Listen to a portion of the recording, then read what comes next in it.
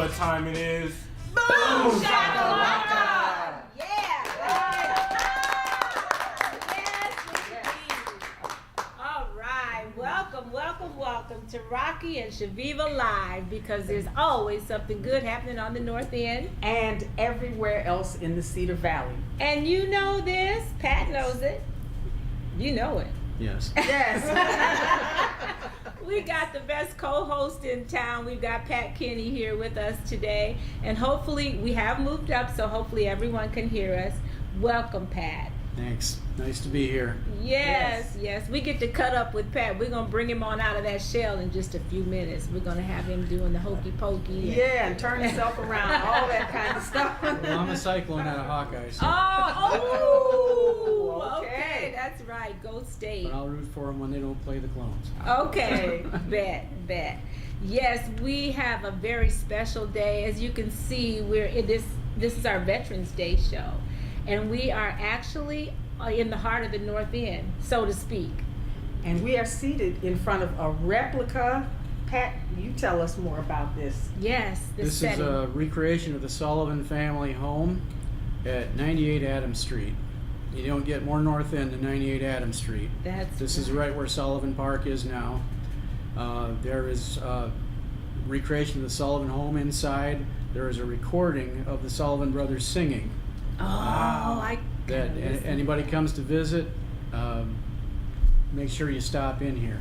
That's right. And speaking of coming to visit, you have some special rates for visitors this weekend, I believe. Next week is the 10th anniversary of the Sullivan Brothers Iowa Veterans Museum. And starting tomorrow, there is free admissions to all day tomorrow. Free admission. Free admission to all vets through the week. And Wednesday morning, from 9 to 11, we normally have a veterans coffee, and you have about 2 or 3 dozen vets come to that. But we're having a special one on Wednesday to mark the 10th anniversary of the museum. We have some military equipment on display that was brought up by a collector from Coggan, Iowa. We will have some Navy Chief Petty Officers visiting. Mayor Hart will be reading a proclamation, and just all kinds of good stuff. So just if you're going to come, that's a good time to come if you're a vet. Between 9 to 11, and we'll have a little ceremony at 10. Awesome. And that is Wednesday. Wednesday the 14th. Okay, but remember tomorrow, and is it all weekend, the free admission for the Veterans Museum? Through Friday, through the 15th. Through the 15th. Wow. So if you have not been here yet, you've got to come. And Pat, we know that this is a new position for you. Can you tell us a little bit about what this job means to you? I'm doing a lot of the same stuff I did at the Courier. I'm still interviewing people. I'm still writing on a blog post. A lot of the same stuff I like to do. I did a lot of stories with veterans while I was at the Courier, and I'm working with a lot of the same people. We've got some exhibits we're working on. We're working on a exhibit on the USS Iowa, Battleship Iowa, that's going to be open next year, middle of next year. We have an interactive map, world map of World War II, and we're upgrading that with video screens for World War II and Korea. I'm trying to finish out some work that Tom Brickman, who was a Vietnam veteran, and Chris Shackelford, my predecessor, did in rounding up photos and bios of all of the Iowans that were killed in the Korean War. We're doing an information kiosk on that, like we did for Vietnam. That kiosk has been placed in the Korean War section of the museum, and we're still filling out. We've got photos, I think, for all but maybe less than 100 of the Korean vets, and bios on a lot of them. And out of that, I was pulling together a lot of information about Korean prisoners of war, which is an area that doesn't get a lot of attention, but is getting more attention now because we're talking to North Korea. And there's a lot of remains of. There's 35 Iowans that died in captivity in the Korean War. None of the remains have been returned. And there's probably about 7,000 Americans killed in action, MIA, POW, whose remains have not been returned. And trying to draw some awareness to that. So your job is so important, and we're so grateful that you and Bob Niemeyer, of course, is he your boss?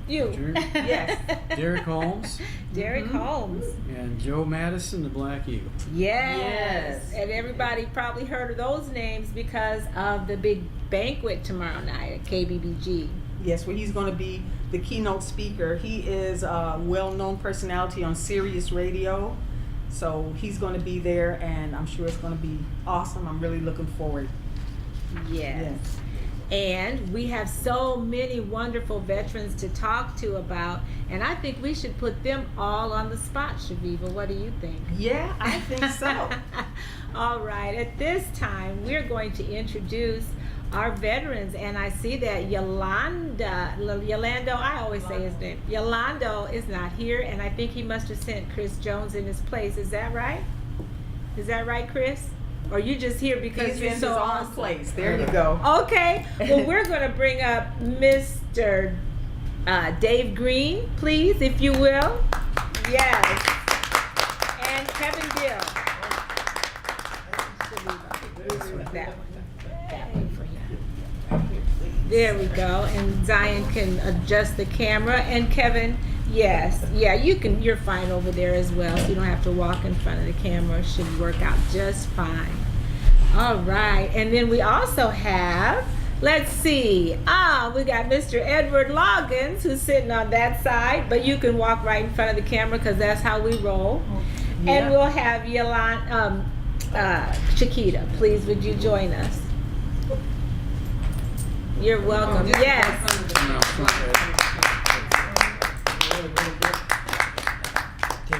Yes, indeed. There we go. Here you go, Mr. Okay, great. I hope we can we get everybody, Zion?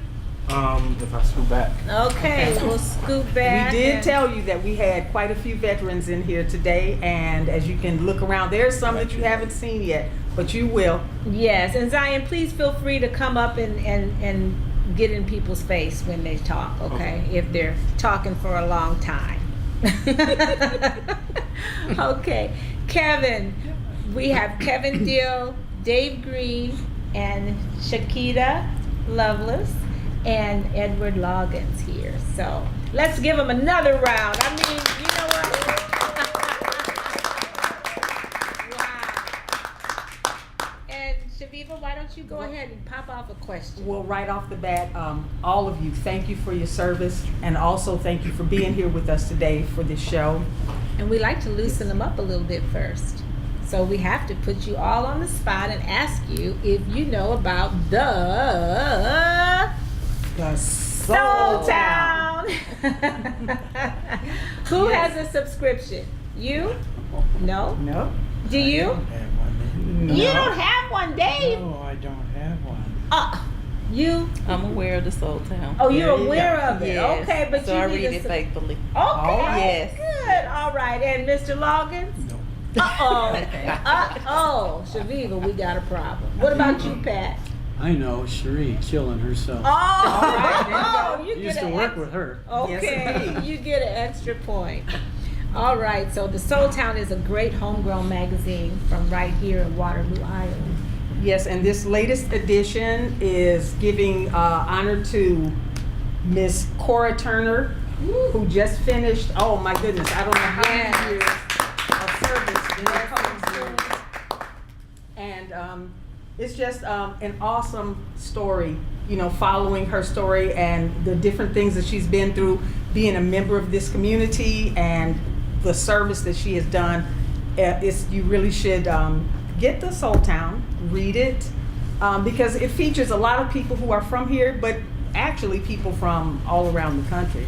Yeah. That's right. And you can get your subscription at www.thesoultownedloggins.com. Dave Green. Or Kevin Dill, you can go to Tri-City Clothing on East 4th Street. Just Yes. go to down 4th Street, East 4th Street, you'll see Tri-City. 305 East 4th There you Street go. to be exact, or Earth's Beauty Supply at That's on Franklin. Just right next to 403 two Franklin Street. Yes. Right. Okay, now we've got you guys off the hook. you get to sing happy birthday. We want you real loose when it's time to talk. We want to get the fun stuff done first. Then we'll get down to some serious talk. You know how to sing happy birthday? Oh, yes. Okay. All right, we have birthdays, Pat. Okay. On the other page, turn it over. You can read the first line, and then we'll go from there. Well, I'm going to ad lib because my mom is going to be 96 years old on Thanksgiving Day. So Oh, wow!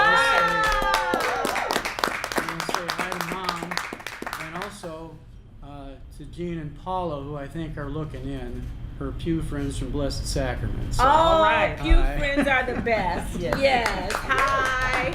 Okay, your time is up now. No. It's been up a long time ago. Okay. We have Cindy Golden, Scott Ballard, Kathy Leffner, and Jennifer Johnson. Yes. Go ahead. Oh, okay. Daryl, Rick Coleman. Hey, Rick. All right. William Zanders. William Zanders. Mylan Moses. Hey, Maya. And Jen Kennedy Beck. Happy Yes. birthday. Yes. How about you? You want to read a couple? Alvin Wright, Mm-hmm. Alan Robinson, Lena Williams. And Cynthia Meeks. All right. All right. Happy birthday to all of our birthday people. Yes. And we like to really get everybody loose, and we're going to start clapping and singing. And it goes something like this. Happy birthday to ya. Happy birthday to ya. Happy birthday, happy birthday to ya. Happy birthday to ya. Happy birthday. All right. That can really sing. Woo! I didn't know that. Stevie Wonder version. That's right. Okay, Zion, some more comments before we give these guys some questions. Tracy Lovelace Hill says, when my family moved to Waterloo from Mississippi, they moved into 98 Adams Street. Oh, it was my their goodness. first home in Waterloo. Wow. Really? Wow. And what a beautiful home. Oh, thank you, Tracy. Yolanda Lovelace says, outstanding. Oh, yes. And you know, the thing about this, Pat, and I think you told this to me, is that that big rock at Sullivan Park is where the house used to be. Yes, that's exactly where it was. I always thought that it was right up on East 4th Street, but it was actually right there in the Right in the corner of the park, right at Ankeny and Adams. wow. About a block from the Nash's house. Okay. Wow. Interesting. And so I think what we'll do is we'll start with you, Ed. Tell us a little bit of Kevin. I'm terrible. That's, can you just be Ed today? Sure. Okay. No, he cannot. I'm terrible. I'm sorry, Kevin. Yes, and we know that you tell us your title at the VA. And Sure. I'm the Executive Director of the Black Hawk County Veterans Affairs Office. okay. And tell us, what does that entail? So our office is responsible for educating veterans in Black Hawk County on their benefits and how to get those benefits. Okay. Sure. And you recently hired Chiquita's husband, I think, Yolando. Yes, ma'am. And you guys work closely together to serve the veterans. Yep, every day we do. Yes, ma'am. And what does Yolando do? Milano Just- does a lot of things. Well, he didn't show up here today. But he is tuning in. Thank you for He's tuning watching. in. There you go. Okay. He's fired. No, please don't fire him. Left me hanging. No, Yolando is our customer service Oh. guru. So when a veteran comes into our office, the first person he meets or she meets is Yolando. Okay. And so Yolando assesses their situation, gets them on the right track, and then sends them off to either myself or Stacy or Michelle in the office. Or Yolando just takes care of them himself. So Okay, great, Sure. great. And tell us a little bit more about what services you do offer the veterans that come home. So when a veteran comes home, the first thing they should do besides going home is come down to our office and just look into some of the benefits they're entitled to. Whether they have an injury or illness from when they were in, they can receive some compensation. Whether they want to enroll in VA healthcare and receive some medical care, whether they want to get a VA home loan or just look into any VA benefit, but also their state benefits and our local benefits, such as, if you're going through a rough time and things are rough for you and you need a little help with your rent or utilities, gas or food, clothing, you can come to our office and we'll take care of you. All right. Yes, ma'am. And that VA, the medical side of it, a lot of veterans don't know that you have a facility right here in town. Yeah, we actually have a really good facility, the VA clinic off of Amesboro. It's actually has a very good reputation in the state of Iowa. And what about the mental health? I mean, we have a lot of that, we have a lot of problems with people falling through the cracks that need help in the mental health area. Is that improving? They're trying to improve it. They're struggling with it, but they're trying to improve it. The VA says, if you have a mental health condition and you want to be seen that day, they're supposed to see you that day, but they're still struggling with being able to do that. So we do our best to take care of you in our office, whether it's myself or Yolando, who are veterans who have been through certain things that we can sit and talk with the veteran and usually help them and move them on to a local agency here in town that will help them. Or we can help them navigate the VA system so they can get in right away. Sure. Right. And is there a website? No, I'm listening. Oh, Is there a website for the veterans that they can get a hold to? sure. You can either go to the Black Hawk County's website and you'll see Veterans Affairs. You just click on that. Or you can go to our Facebook page, which we do a lot by Facebook. Or you can call the office at 291-2512, or you can come down to 1407 Independence Avenue and just come on down. We usually have a pot of coffee going. Sometimes we have donuts, sometimes we have muffins, a lot of times we have candy, but we always have a pot of coffee going. You just come down anytime you want. All right. Sure. Well, thank you You're so welcome. much for the information. Is there anything else you'd like to add that I didn't ask about? Sure. Do any of you have questions for Kevin? I would say, since we're talking about veterans and Veterans Day and Veterans Week, I'll tell you the same thing. Pat was there. I told the city council, to me, if you want to honor a veteran, yes, veterans need lots of things. They need mental health counseling. They need food, clothing, and shelter. They need into VA healthcare. But if you're not a veteran, you want to honor veterans, then I would tell you to honor them with the manner in that you live your life. Live your life in a manner worthy of the sacrifices they've given.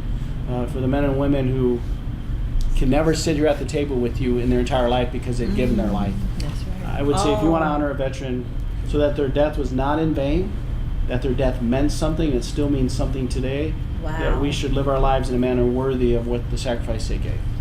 That's how you honor a veteran. That's right.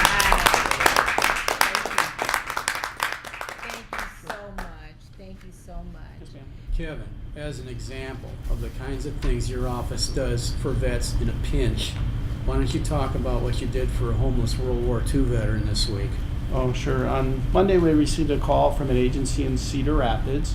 They had a 91-year-old World War II veteran who was homeless. He was 91 years old. And the agency in Cedar Rapids could not find any of the organizations in Cedar Rapids to help the gentleman. So they called us because they know of our reputation.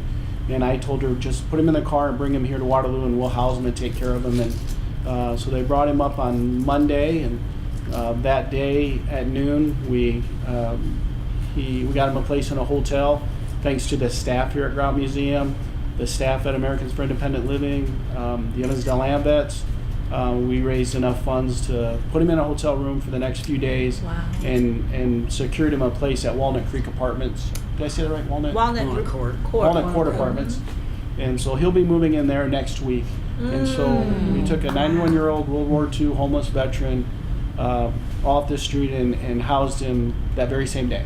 Wow. Thanks to the many people that actually there's other people that brought money and support and food to take care of that veteran here in Black Hawk County and Waterloo. So it was pretty cool. It is, and that's what it's all about, Yes, isn't ma'am. it? Yes. Thank you so much. And we have several veterans to interview, and I think, Pat, you have a few questions for Dave, Mr. Dave Green, World War II.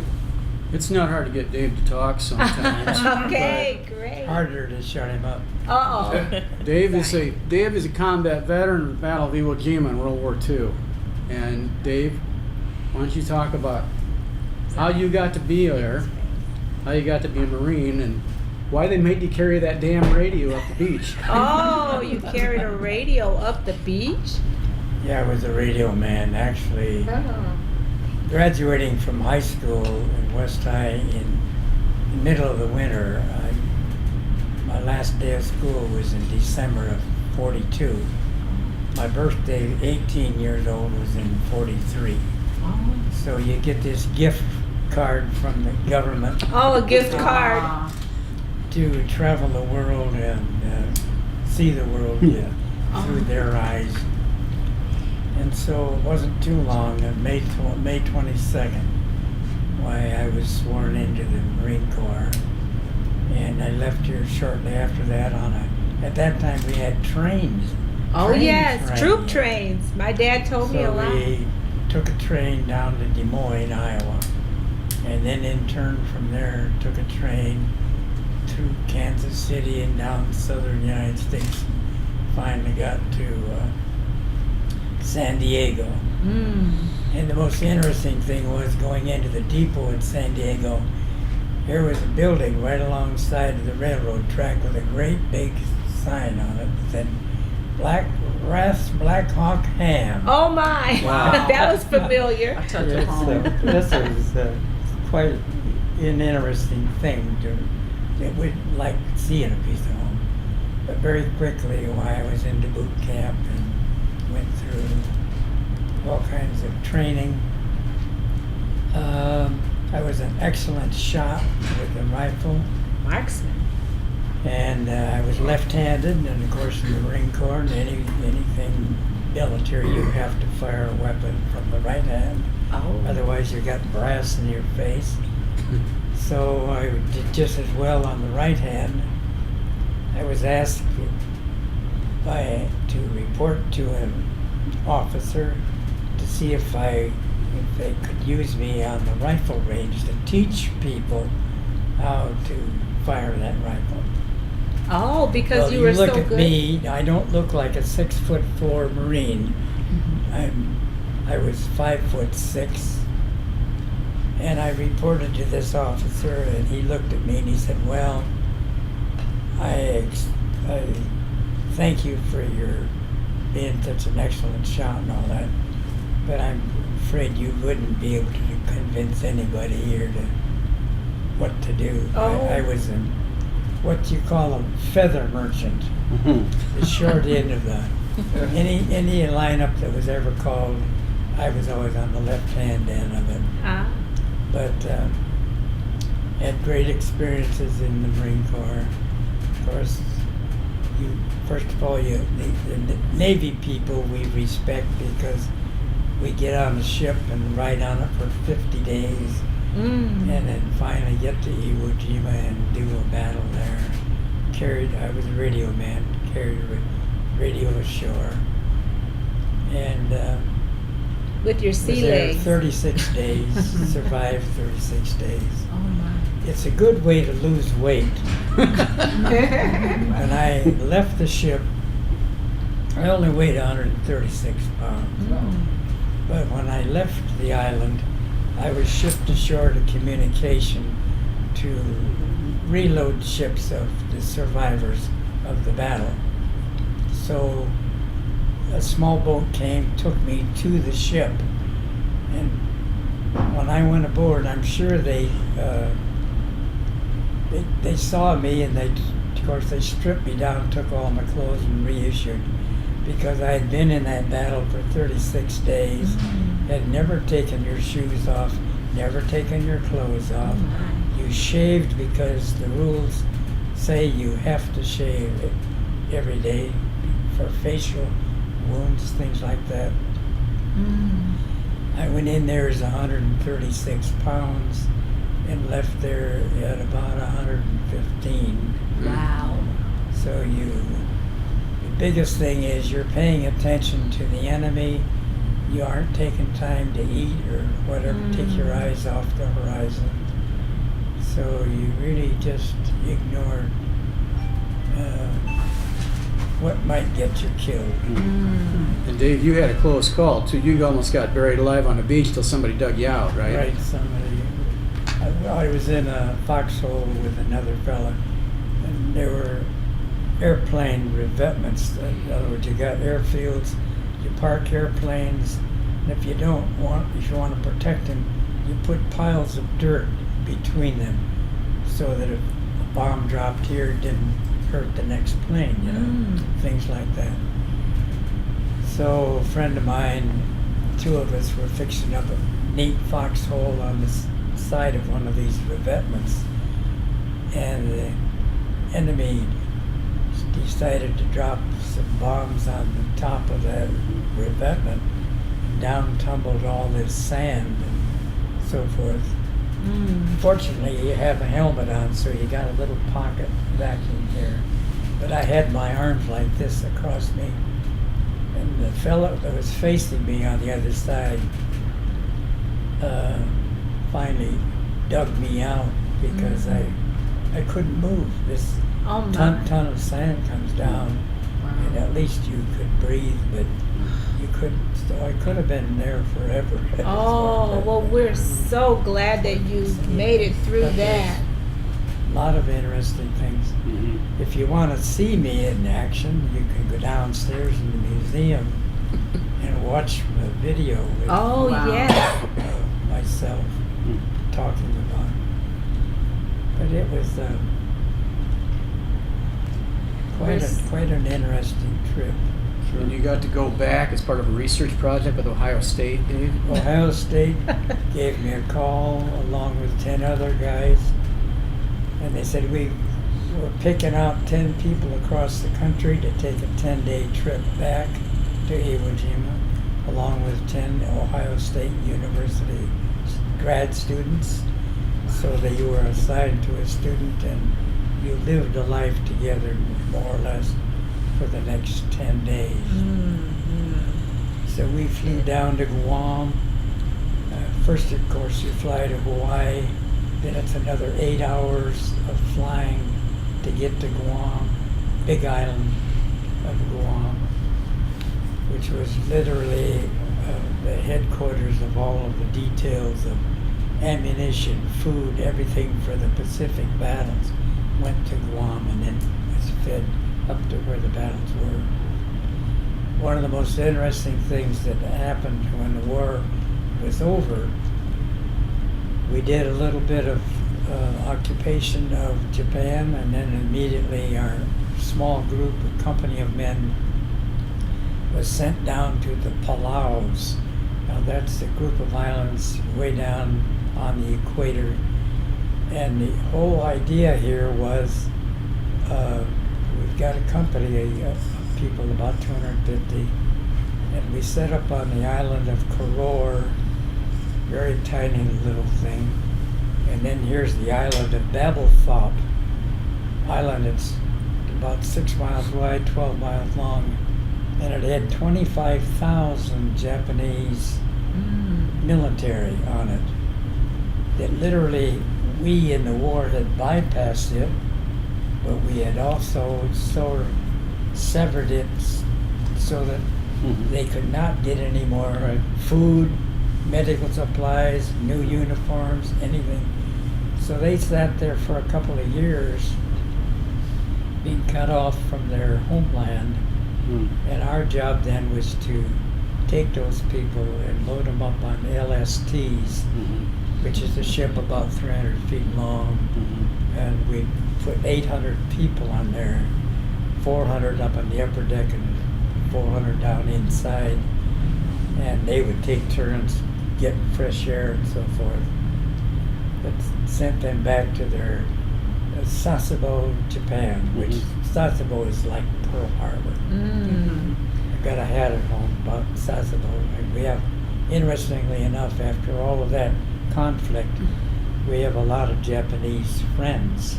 Wow. We were, after the war, in the 60s, they would send groups of college students, about a dozen at a time, to Waterloo and a lot of other communities, and they would, each individual person would live in your home for a month.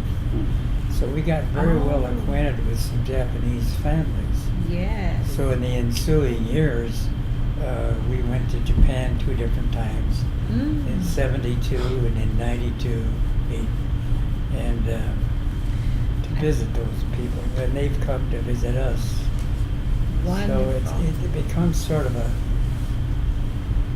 crazy situation. You're fighting these people tooth and nail one day, and you're inviting them into your home the next. What That's an happened experience. to a lot of other people. But there's Thank you healing so after. much. Totally different feelings. Thank you so much for sharing. Thank you so much. And your generation has been called the greatest generation for a reason. My father was in the class of 1942 at East High as well, Is that right? and he went to World War II, and Right. my aunt as well, Anna Mae Weems. Do you know? Oh, yeah, I know That's my Anna Mae aunt. Weems. Yes, Yeah. yes. And Jock Naaman Hickey is my dad. So. Thank you so much, Dave, for your service again. And for our viewers, we want to tell you that this is an extended version for the veterans. We certainly wanted to definitely listen to our World War II veteran, because these guys are, they're the greatest generation, and we really need to take heed to those stories, because we could all be saluting to Hitler. I mean, if it weren't for World War II, it would have been a whole nother story. So, and thank you so much. Thank you. Again. Yes. And Chaveevah. Yes, we also want to recognize our other veterans that we have with us. Mr. Ed Loggins was a Marine. Could you please tell us a little bit about your time in service, when you went in, under what circumstances? I know that it's being drafted is, well, I'll let you tell your own story. You know, that is interesting that you should mention draft. What I remember about my time before I went into the Marine Corps, I remember sitting in a bedroom by myself. And at that time, you had a number. And if that number came up, you could do one or two things. You could either wait for the letter that says, guess what? You're our friend now. Or you could enlist. And so I sat there and I saw my number come up.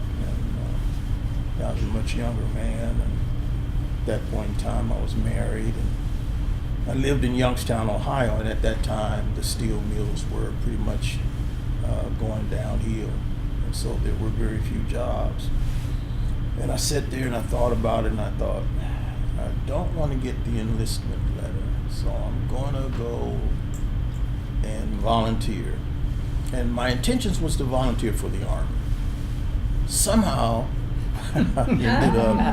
Things changed. I ended up at the Marine recruiting station. And I went in, and of course they got all the papers. And at that time, during that time, you could go in for 2 years, 4 years, 6 years, 8 years. And so I went in for 2 years. And of course they asked me, well, are you sure you don't want to go in for 4? I said, no.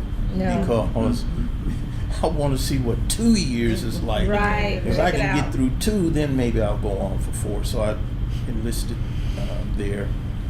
And they sent me to one of the greatest places on earth, Parris Island, South Carolina. Oh. Parris Island was the worst. The worst place that you could go for training. Parris Island was just that. It was an island, and there were stories that there were some people who tried to leave that island. Well, it's surrounded by water. And worse yet, there are alligators in the water. So the people who did try didn't make it. The other thing that I remember are the sand fleas. The sand fleas were your worst nightmare. Oh, I can only And you would imagine. have to stand there if you were getting up in the morning, you were going to breakfast, and you were standing in line, and the sand flea decided it wanted to make its bed in your neck. Uh-oh. If you made the mistake of slapping that sand flea, you would hear, "Marine, what did you do Oh. to my sand flea?" I tell you what, Marine, recruit, find my sand flea. Oh no. You're talking about something so small you could barely see it. Wow. And they were serious. Yes, this Marines. They were serious. Wow. So after the training, I went to my duty station, which was in North Carolina. And it was interesting, you were talking about carrying the radio. And we did a force march. Good 20 miles. Mm-hmm. At a reasonably fast pace. And I had the base of the mortar, because that was my MOS mortar platoon. So I had to carry the base of that. How did it, tell them how much it weighed? Oh, that thing was at least 40 pounds. Easily. Yes. Easily 40 pounds. And so I'm carrying this, and we stopped for a few minutes, and my captain came to me and he says, "Loggins," he said, "do you need to give someone else the base plate?" Oh. And I said, "No, sir." He says, "We got another 10 miles. I said, "I can handle it." And I carried it Wow. the whole way, Amazing. base plate. So it's something that you don't forget. I was right. sharing with my friend over there that was in the Second World War, and someone else, that at that time, Vietnam was not, that war was not one of the wars that people remember well. They don't talk about it because it was not well accepted. Right. There were a lot of people back home that didn't really understand. They thought that Right. people were over there killing babies and all of that, and that wasn't. Yeah, We've the heard a national lot. sentiment against the Vietnam War and the veterans that came back was something entirely different. I do remember that. Yes, It's and a we war want to you thank couldn't you, win. Mr. Loggins, for your military service. And we don't want to rush anyone because there's so much that we have to talk about today. But we definitely want to commend you, and we're so glad that you made it home because so many didn't. And thank you for sharing. Do we have any comments, Zion? Okay, so the thing is that we have a camera crew that has to go. Are we okay? Okay. Well, thank you, because we all want to make sure that the stories get told and that we make you feel comfortable here today on the show. And we certainly want to thank you very much for your service, Mr. Loggins. And Chiquita has to go somewhere today, and she has to be there at 5 o'clock. Oh, Chaveevah. Okay. But that's Anyway, okay. last but not least, as far as our people who have joined us today at the table, Mrs. Chiquita Lovelace, could you please tell us your branch of service, when you got started, just a memory from your years of service? Well, I have so many. I served in the U.S. Navy, and I served for 22 years, 9 months. Probably can What? break it down to the Did days. you say 22 years? 22 Really? years, 9 months. Wow. You don't look a day over 22. I'm a native of Chicago, Illinois. Woo! Yep. Yeah. I grew up in the projects in Chicago, and I wanted something better for myself, and so I enlisted in the Navy, which was the best thing for me. I served also, as you two. I was a radio man in my enlisted rank, and so went up the ranks and achieved the goal of E8. The highest you can go is E9. So I was a senior chief petty officer, and I was actually walking down the pier one day with a group of my sailors, and a young female pilot stopped me and confronted me and said I didn't salute her. and she had to be in maybe 1 or 2 years, and at that time I was approaching 19 years. And so I saluted her and continued to complete the training that we were doing. And I thought to myself, I've given this Navy 19 years, and this young pilot that doesn't have a clue yet confronts me. It's time for me to become an officer. Okay. And so I applied for a commission. And my first ship, USS Boxer, I achieved the goal of being selected and commissioned the Chief Warrant Officer. Wow. That's Great. a great. Yeah. That is something notable. During my tenure, I served 2 tours with Commander of Naval Special Warfare Group Command, where I deployed as the communications chief for SEAL Teams 1, 3, and 5. I also played volleyball for the Navy. I was on the all-Navy volleyball team, and I got to try out for the Olympics in the 80s, 1980s.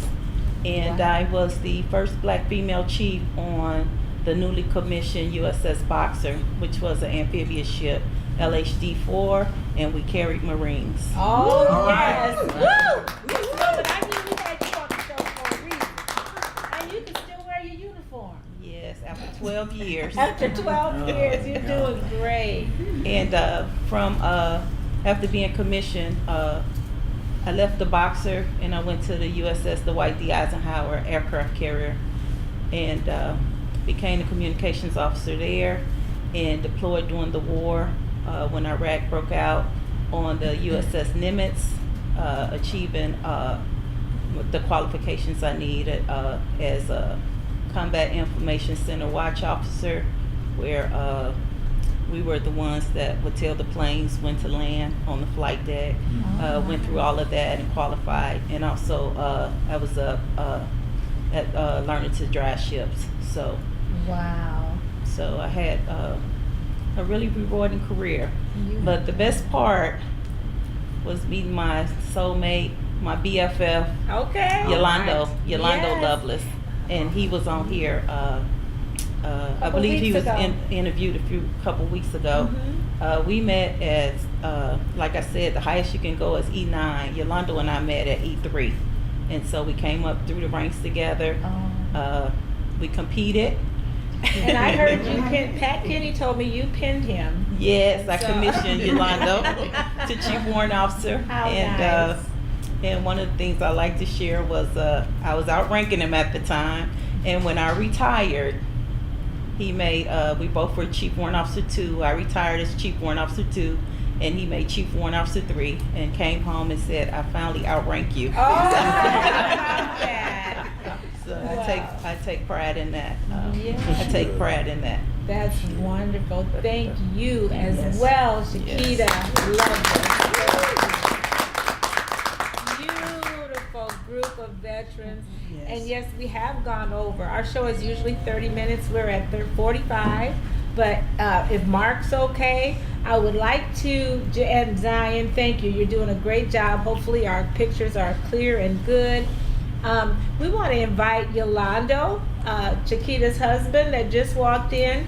And also, we have a Purple Heart How from about Vietnam. everybody? Everyone, please come up and gather around here, the back of our chairs. I want to see Mr. Anthony Tisdale is here. Yes, just so our audience members at home get a chance to see. Chris Jones is Awesome here. veterans that we have with us today. Colette Jackson Yes. Fink is here. Yes. And we also have April Melton, and she is here as well. Yes, and And that's that's- Chris Jones. Yes. Chris Jones, can everybody get in this shot, Zion? Are we getting everyone in? Do you need to stand up to get the taller people, or? Got it. Okay.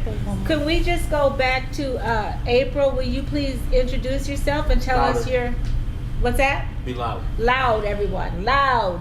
Hi, I'm April Melton, 26 years in the Army Reserve. Yes. And Yolando. I'm the late guy, right? You're the late guy. That's You know, okay. I'm a 30-year Navy brat, and like my wife already told a story, so I'm just glad to be here. All right. Thank you. Hello, I'm Anthony Tisdale. I spent 7 years in the military, Army Airborne Special Forces. I got a Purple Heart. I was shot in Cambodia. Oh my God. We weren't supposed to be there, but Oh, whatever. yeah. And I enjoyed my service. Okay.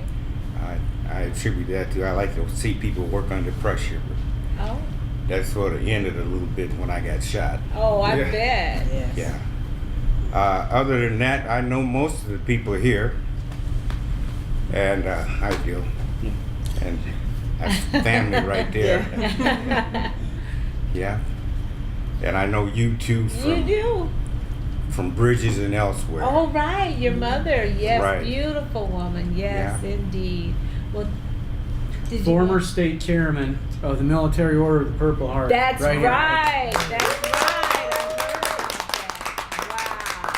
Wow. I don't know about everybody else, but all of this military service, I'm getting choked up. I mean, it's because of you and your service that we're actually able to even sit here and to have arguments and to, you know, do the things that we call our freedoms. It's all because of you people, and from the bottom of my heart, I just want to say thank you. So yes. Okay, I'm sorry. And Colette. I'm Colette Jackson Fink. I served 13 years in the Army Reserve. I was a 91 Victor. I came a sergeant, and I was in the 73rd Combat Support Field Hospital. Best service ever. All Right. right. Airborne Thank Warrior. you. And of course, you, Mr. Jones. Last but not least. Okay, Chris Jones, 85 through 91, Delta Battery Marine. Went to Desert Storm at 91. Had a little fun there. Came back and just try to facilitate and help what's going on here in the community with the veterans and the peers, just with support and comfort. So. Yes. Yes, indeed. Well, now that everybody made me cry, because my dad was a veteran as well, and it's just unbelievable the type of what we really get from you people that serve, because we didn't do it, we couldn't do it, so thank you for doing it for us. Yes. Yes. Yes. Yes. All right. Do a shout out, Good to Josh. watch. Yes, shout out, and I think I'd like to do a shout out to my niece Stephanie, whose husband Tony is serving in the United States Air Force in England. He's a fighter pilot today. Stephanie, Tony, and my totally adorable and huggable great grandniece and grandnephew, Carolyn and Henry, are visiting our family's ancestral home in Nenagh, County Tipperary, Ireland. Wow. How awesome is that? Yes. We also have several currently deployed soldiers who are Yes. in Iraq, including Captain Brian Lynch, who was able to join me on Facebook this morning for a veterans display. Okay, yes, and for those of you currently serving, thank you. Also, we want to encourage you to keep flooding our timeline with those veterans pictures, the people in your family that you're proud of. You're welcome to put them on our wall this weekend and throughout Veterans Day.